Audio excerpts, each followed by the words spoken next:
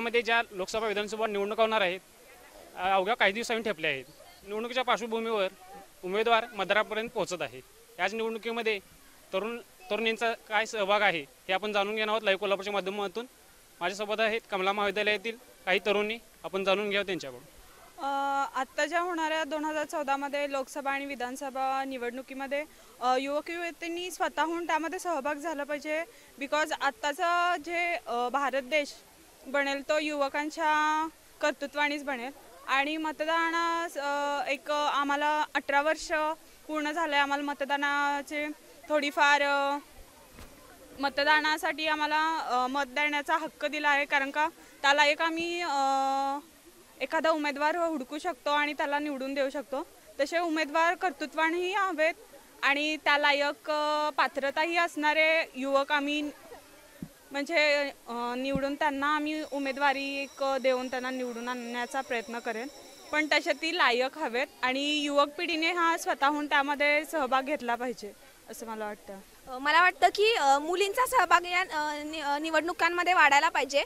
बऱ्याचदा असं दिसतं की ग्रामपंचायत किंवा गावात मुली निवडून येतात आणि त्यांच्या मागून त्यांचा नवरा कारभार करतो किंवा कोणीतरी पुरुष सहकारी मागं असतो आणि तो मागणं सगळं चालवत असतो आणि महिलांना काही हक्क दिला जात नाही. महिलांना त्यांचे निर्णय स्वतः घेऊ दिले जात नाहीत.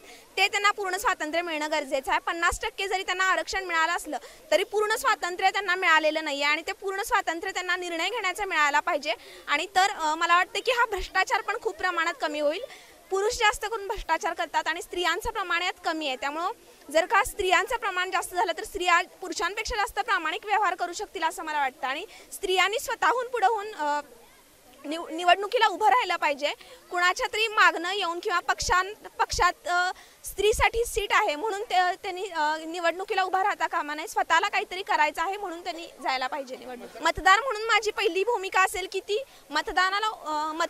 उमेदवार म्हणून जी व्यक्ती उभारली आहे ती कशी आहे, तिचं पहिलं कॅरेक्टर कसं आहे, ती समाजासाठी पहिला तिची करण्याची काही इच्छा आहे का आणि ती काही करू शकेल का हे मी बघेन. पक्षाचा प्रश्न येत नाही.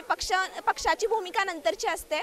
पण पहिल्यांदा ती व्यक्ती म्हणून कशी आहे ते मी पहिल्यांदा बघेन आणि नंतर मतदान करेन. आणि एक मुख्य मुद्दा म्हणजे नकाराधिकाराचा भरपूर यावेळी आपल्याला उपयोग होणार आहे.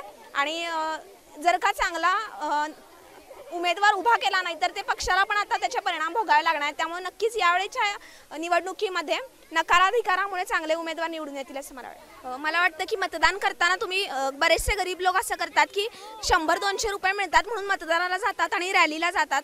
त्यापेक्षा जर का आपण पैसे एकही रुपया कुणाचाही न घेता मतदान केलं तर 5 वर्ष आपल्याला त्या मतदाराला जाऊन विचारण्याचा हक्क आहे की आमच्या घरी पाणी का आलं नाही, रस्त्याचं काम का रखडलंय आणि कोणतंही काम असेल तर ते का पूर्ण होत नाही हा विचारण्याचा हक्क जर का आपण पैसे घेतले तर आपल्याला अजिबात राहत नाही. आणि जर स्वतःच्या मनानं मतदान केलं तर त्याला अधिक महत्त्व आहे. मतदानाची सुट्टी ही मतदान करण्यासाठी असते. बरीच लोक त्याचा गैरफायदा घेऊन बाहेर फिरायला जाणे किंवा दुसऱ्या कशासाठी तर उपयोग करतात. त्यापेक्षा जाऊन मतदान करून यायचं. तर तुम्हाला नंतर बोलण्याचा हक्क आहे की आमचा निवडून दिलेला जर का माणूस काही करत नसेल तर आम्ही त्याला जाऊन विचारू शकतो. सध्या जे निवडणुका होणार आहेत 14च्या त्यामध्ये माझं असं मत आहे की तरुण पिढीनं निवडणूक लढल्या पाहिजेत.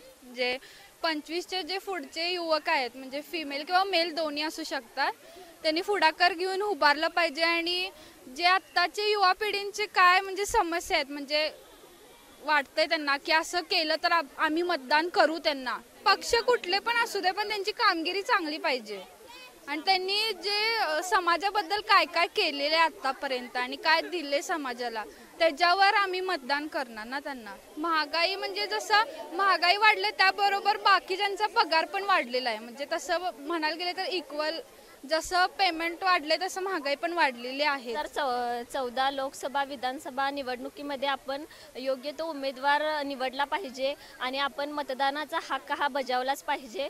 त्यामुळे आपल्याला योग्य उमेदवार निवडून आणून महागाई, बेरोजगारी,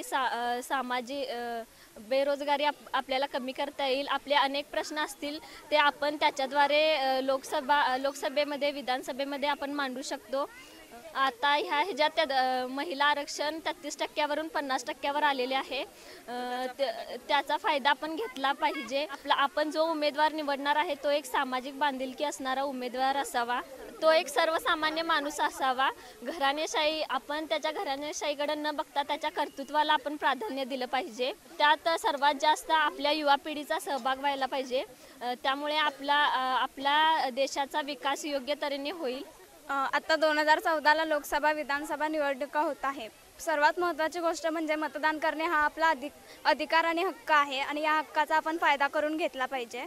मला असे वाटते की 2014च्या निवडणुकीमध्ये युवा पिढीला स्थान दिले पाहिजे. त्यातही महिलांना अधिक स्थान मिळाले तर जे 33% 50% अंक वाढला असेल आरक्षणाचा, तरी प्रत्यक्ष महिलांचा सहभाग वाढलेला नाही. त्यामुळे जर प्रत्यक्षात आपण एखाद्या महिलेला जर पुढाकार घेतला असेल आणि तिला जर मतदान केलं असेल तर त्या दृष्टीनेही आपल्याला फायदा होईल, जेणेकरून महिलांचा कारभारामध्ये सहभाग वाढेल आणि कोठेही एकलशाही होणार नाही.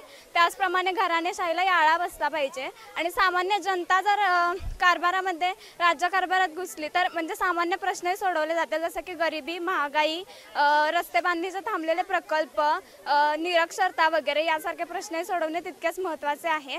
मतदान करून केवळ थांबणे हा आपला एवढंच आपलं काम नाही, तर ज्यांना आपण मतदान केलं त्यांनी आपल्या अपेक्षा पूर्ण करणे हे तितकेच महत्त्वाचे आहे आणि अशा सक्षम व्यक्तीलाच आपण मतदान केले पाहिजे असे मला वाटते.